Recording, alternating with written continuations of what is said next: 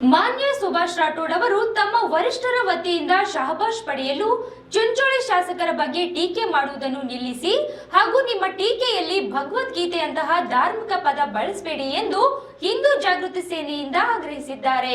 ಚುಂಚೋಳಿಯ ಮಾನ್ಯ ಕಾಂಗ್ರೆಸ್ ಪಕ್ಷದ ಮುಖಂಡರಾಗಿರ್ತಕ್ಕಂಥ ಸುಭಾಷ್ ರಾಠೋಡ್ ಅವರು ಮೊನ್ನೆ ದಿನ ಪತ್ರಿಕಾ ಪ್ರಕಟಣೆಯಲ್ಲಿ ಒಂದು ಮಾತನ್ನು ಹೇಳಿದ್ದಾರೆ. ಏನಪ್ಪಾ ಅಂತ ಕೇಳಿದ್ರೆ, ಮಾನ್ಯ ಉಸ್ತುವಾರಿ ಸಚಿವರಾಗಿರ್ತಕ್ಕಂಥ ಪ್ರಿಯಾಂಕ್ ಖರ್ಗೆ ಅವರ ಬಗ್ಗೆ ಮಾತಾಡಬೇಕಾದ್ರೆ ನಾಲಿಗೆ ನಿಮ್ಮ ಹಿಡಿತದಲ್ಲಿ ಇರಬೇಕು ಅಂತ ಹೇಳಿ ಇವತ್ತು ಮಾನ್ಯ ಶಾಸಕರಾಗಿರ್ತಕ್ಕಂಥ ಅವಿನಾಶ್ ಜಾಧವ್ ಅವರ ಮೇಲೆ ಆರೋಪ ಮಾಡಿದ್ದಾರೆ.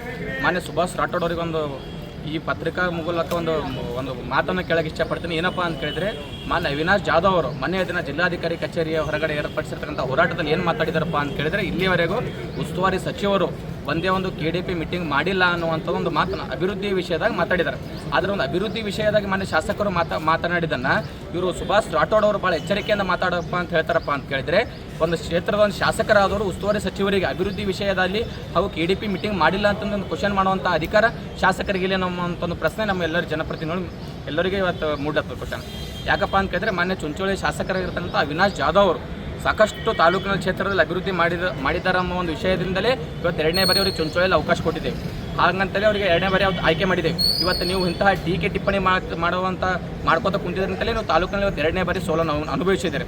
ನಿಮ್ಮಲ್ಲಿ ಏನಾದರೂ ಚುಂಚೋಳಿ ಕ್ಷೇತ್ರದ ಅಭಿವೃದ್ಧಿಗಾಗಿ, ಚುಂಚೋಳಿ ಕ್ಷೇತ್ರದ ಜನರ ಒಂದು ಹಿತಕ್ಕಾಗಿ ಏನಾದರೂ ಒಂದು ನಿಮ್ಮ ಮನಸ್ಸಿನಲ್ಲಿ ಮೂಡಿದೆ ಆದರೆ ನೀವೇನಾದರೂ ನಿಮ್ಮದೇ ಸರ್ಕಾರ, ರಾಜ್ಯದಲ್ಲಿ ನಿಮ್ಮದೇ ಸರ್ಕಾರ ಇದೆ, ಮುಖ್ಯಮಂತ್ರಿಗಳ ಹತ್ರ ಆಗಲಿ ಸಂಬಂಧಪಟ್ಟ ಸಚಿವರಿಗಾಗಿ ಮಿನಿಸ್ಟ್ರಿಗೆ ಭೇಟಿಯಾಗುವುದರ ಮೂಲಕ ಹಿಂದುಳಿದ ತಾಲೂಕಿಗೆ ಹೆಚ್ಚಿನ ಅನುದಾನವನ್ನು ತರುವಂಥ ಪ್ರಯತ್ನವನ್ನು ಮಾನ್ಯ ಸುಭಾಷ್ ರಾಠೋಡ್ ಅವರು ಮಾಡಬೇಕು. ನೀವು ಕೇವಲ ಆಳಂದ ತಾಲೂಕಿನಿಂದ ಇವತ್ತು ಚುಂಚೋಳಿ ತಾಲೂಕಿಗೆ ಕೇವಲ ರಾಜಕೀಯ ಮಾಡಕ್ಕೆ ಬಂದಿರೇ ವಿನಃ ತಾಲೂಕಿನ ಅಭಿವೃದ್ಧಿಗಾಗಿ ನೀವು ಬಂದಿಲ್ಲ.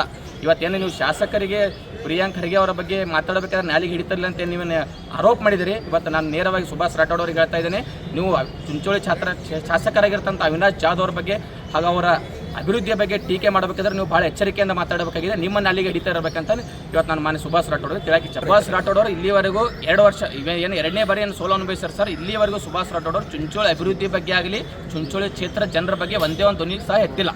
ಕೇವಲ ರಾಜಕೀಯ ಆಳಂದ ಪಟ್ಟಣದಿಂದ ನೀವು ಚುಂಚೋಳಿಗೆ ರಾಜಕೀಯ ಮಾಡಕ್ಕೆ ಬಂದರೆ ಕೇವಲ ರಾಜಕೀಯಕ್ಕೆ ಬಂದಾರೆ. ಇಲ್ಲಿವರೆಗೂ ಅಭಿವೃದ್ಧಿ ಬಗ್ಗೆ ಧ್ವನಿ ಎತ್ತಲ್ಲ. ಕೇವಲ ರಾಜಕೀಯ ಜೀವನದಲ್ಲಿ ಚುಂಚೋಳಿ ಇತಿಹಾಸ ತೆಗೆದು ನೋಡ್ರೆ ಕೇವಲ ಅವಿನಾಶ್ ಜಾಧವ್ ಅವರಿಗೆ ಟೀಕೆ ಮಾಡಿದ್ದ ವಿನಃ ತಾಲೂಕಿನ ಬಗ್ಗೆ ಯಾವುದೇ ಒಂದು ಅಭಿವೃದ್ಧಿ ಬಗ್ಗೆ ಧ್ವನಿ ಎತ್ತಿದ್ದು ಮಾಡಿಲ್ಲ. ಅಭಿವೃದ್ಧಿಗಾಗಿಲ್ಲ ಸರ್. ಕೇವಲ ಕಾಂಗ್ರೆಸ್ನಲ್ಲಿ ಏನು KPCC ರಾಜ್ಯ ಉಪಾಧ್ಯಕ್ಷರಿದ್ದೀರಿ, ನೀವು ನಿಮ್ಮ ರಾಜ್ಯ ಉಪಾಧ್ಯಕ್ಷ ಪೋಸ್ಟ್ ಉಳಿಸ್ಕೋಬೇಕು ಅಂತಂದು ಹಾಗೂ ಕಾಂಗ್ರೆಸ್ ಉಸ್ತುವಾರಿ ಸಚಿವರ ಬಗ್ಗೆ ಶಬ್ಬಾಷ್ಗಿರಿ ಪಡಿಬೇಕಂತ ಹೇಳಿ ನೀವು ಇವತ್ತು ಶಾಸಕರಿಗೆ ಏನದ ಟೀಕೆ ಮಾಡ್ತಿದ್ರಿ ವಿನಃ ತಾಲೂಕಿನ ಹಿತಕ್ಕಾಗಿ ನೀವು ಟೀಕೆ ಮಾಡಿಲ್ಲ.